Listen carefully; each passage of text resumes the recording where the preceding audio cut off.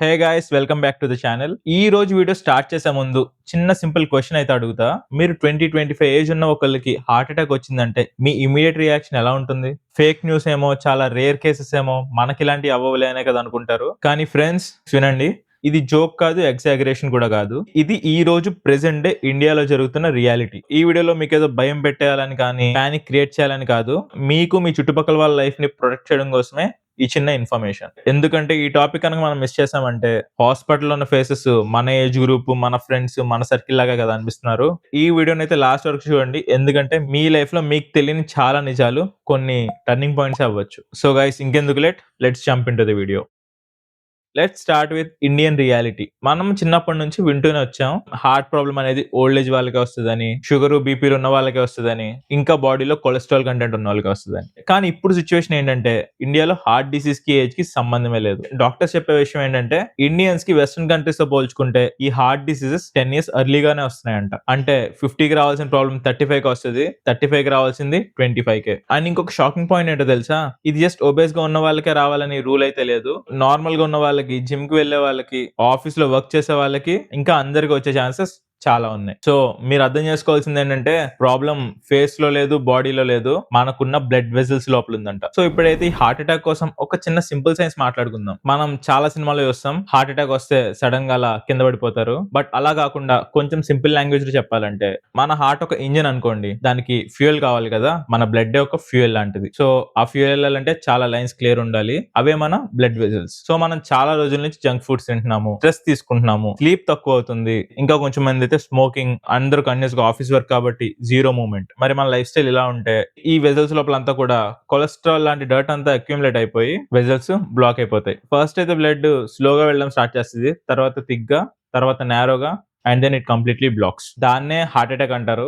ఇది సడన్ గా ఒక్క రోజు జరిగే ఈవెంట్ అయితే కాదు, చాలా ఇయర్స్ నుంచి నెగ్లెక్ట్ చేసుకుంటూ వస్తే ఫైనల్ రిజల్ట్ ఇలా ఉంటది. And let's talk about warning signs. Important కాబట్టి కొంచెం డీటెయిల్ గానే ఓపిక పట్టి వినండి. హార్ట్ అటాక్ వచ్చే ముందు మన బాడీ మనకి చాలా సిగ్నల్స్ ఇస్తుంది, కానీ ప్రాబ్లం ఏంటంటే మనం ఆ సిగ్నల్స్ ని అవాయిడ్ చేసేస్తాం. First thing, chest discomfort. ఇది షార్ప్ గా కత్తితో పొడిచినట్టు పెయిన్ అయితే రాదు, చెస్ట్ లో టైట్నెస్, చిన్న సైజ్ హెవీనెస్, ఇంకా బర్నింగ్ లాంటి ఫీలింగ్ స్టార్ట్ అవుతుంది. గ్యాస్ ఏమో అని చెప్పి లైట్ తీసుకుంటాం, కానీ కంటిన్యూస్ గా వస్తే అదే మీ warning. And second one is breath shortness. మెట్లు ఎక్కిన వెంటనే బ్రీత్ అందకపోవడం, మాట్లాడుతున్నప్పుడు టైర్డ్ గా ఫీల్ అవడం. మనమేమో మన ఫిట్నెస్ బాగాలేదని అనుకుంటాం, కానీ సమ్ టైమ్స్ అది హార్ట్ స్ట్రగుల్ వల్లే వస్తుంది. ఇంకా left arm, jaw or back pain. Especially left side లో డల్ గా పెయిన్ అయితే స్టార్ట్ అవుద్ది, అండ్ అది నెమ్మదిగా జా, నెక్ అండ్ బ్యాక్ వరకు కూడా స్ప్రెడ్ అయిపోద్ది. ఇది మనకి చాలా ముందు నుంచే చాలా మంది చెప్తున్నారు, ఇది ఒక classic heart sign. And fourth one is cold sweating and dizziness. Temperature heat గా లేదు, అప్పుడే వర్కౌట్ కూడా చేయలేదు, కానీ స్టిల్ స్వెటింగ్ చాలా ఘోరంగా ఉంటది అండ్ గిడినెస్ ఫీల్ అవుతారు. అప్పుడే బాడీకి మీ హెల్ప్ కావాలి,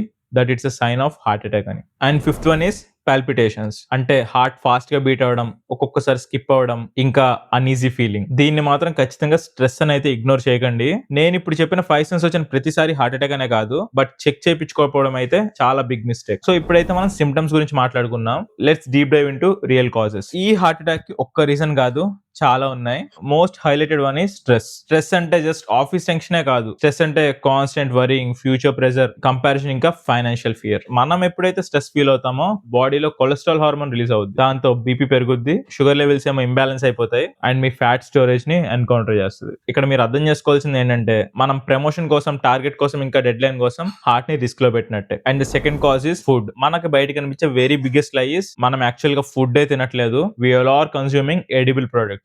ఎక్కడ చూసినా రిఫైన్డ్ ఆయిల్ ఉంటది, ఎక్సెస్ షుగర్ ఉంటది, మనం తినేవన్నీ ప్యాకేజ్డ్ స్నాక్స్, ఇంకా లేట్ నైట్ బిర్యానీస్. ఇదంతా ఒకసారి రెండు సార్లు కాదు, ఇదే మన డైలీ రొటీన్ అయిపోయింది. And next one is sitting lifestyle. Gym కి వెళ్ళడం ఒక్కటే ఫిట్నెస్ కాదు, ఒక గంట సేపు జిమ్ కి వెళ్ళి వర్కౌట్ చేసేసి రోజంతా కూర్చుంటా అంటే it doesn't work like that. ఇలా చేయడం వల్ల బ్లడ్ స్లో అయిపోతుంది, metabolism will die. And other reason is smoking and alcohol. చాలా మంది ఒకేషనల్ అయిన పేరుతో ప్రతిరోజు ఒకేషన్ చేసుకుంటారు, మన హార్ట్ కి తెలియదు కదా అది ఒకేషన్ ఎవ్రీడే అని. సో మీకు హ్యాబిట్స్ రెగ్యులర్ గా ఉన్నా, ఇంటర్వెల్ బేస్డ్ ఉన్నా, మీరు ఫ్రీక్వెంట్ గా అయితే హార్ట్ కి ఎఫెక్ట్ చేసినట్టే.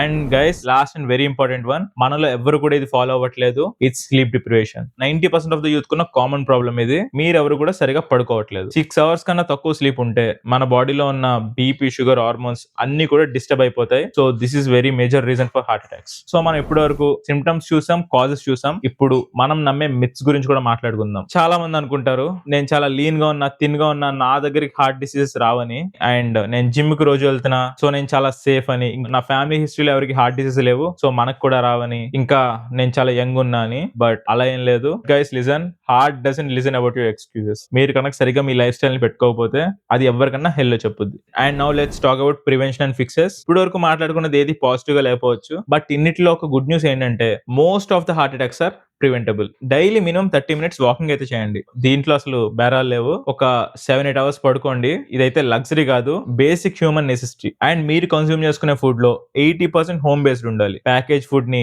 ఎంత కుదిరితే అంత అవాయిడ్ చేయండి. Smoking and alcohol it's a straight no. అసలు ఒకేషన్ లేదు, ఏది లేదు. అనుకుంటే అనుకోమనండి మీరు ఎంజాయ్ చేయట్లేదని, but it helps for your lifestyle. And guys, మనం చాలా ఇగ్నోర్ చేస్తాం, చాలా హెల్దీగా ఉన్నామని చెప్పి ఇదైతే అందరం స్కిప్ చేసేదే. ఇయర్ కి ఒక్కసారైనా మీకు బీపీ ఉన్నా, షుగర్ ఉన్నా, లేకపోయినా కూడా ఒక్కసారి టెస్ట్లు చేయించుకోండి.